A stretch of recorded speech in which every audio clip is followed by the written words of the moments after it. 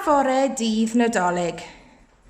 David FitzGerald, Robert Dudley, Addasiad, Siân Lewis.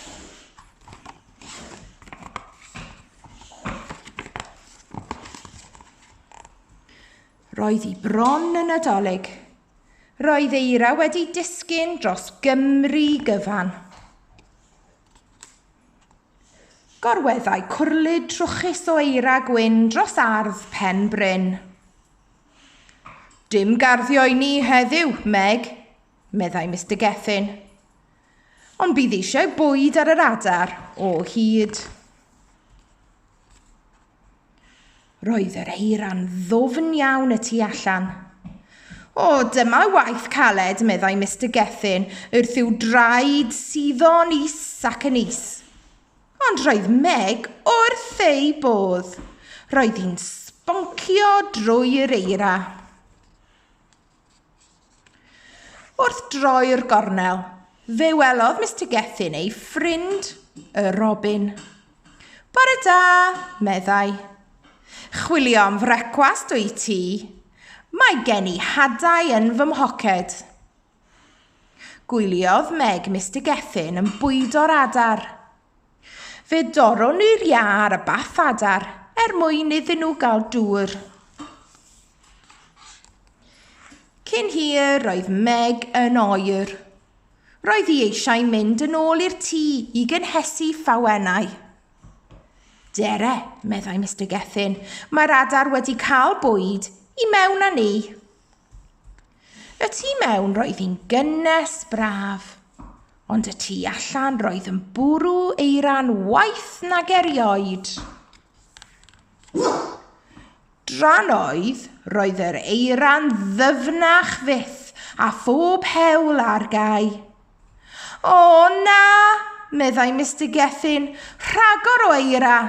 Dwi ddim yn meddwl y gallwn ni gael coeden Nadolig eleni. Bob blwyddyn byddai a Meg yn dewis coeden o'r pentref, ac yn ei rhoi yn y cyntedd i'w haddurno.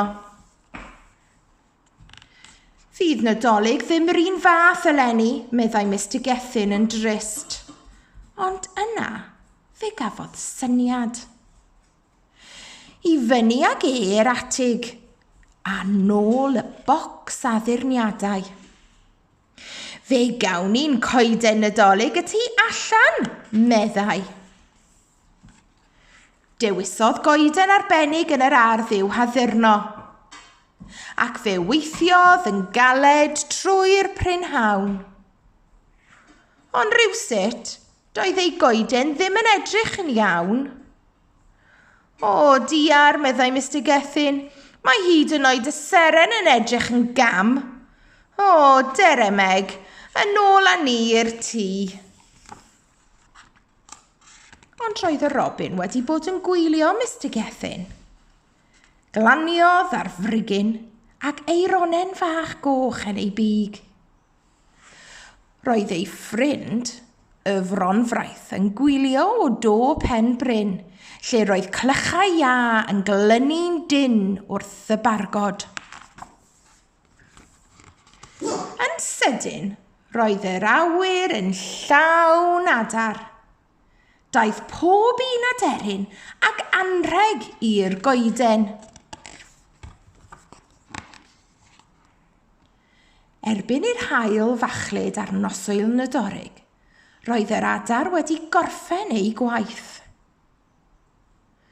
Dran deffrodd Mr Gethin yn gynnar. Bore dydd Nadolig, meddai. Tybed a yw hi'n dal i fwrw eira? Agorodd y llenni led y pen. A syllu'n syn.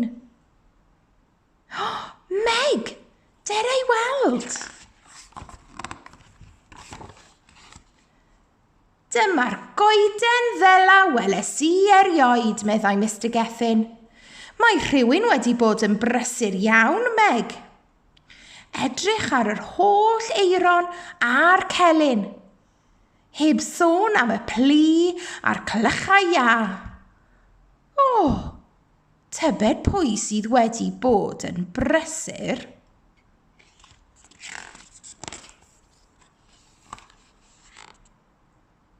Ond rwy ti a fi'n gwybod, yn dydyn ni. Nadolig llawen Mr Gethin. Nadolig llawen iawn.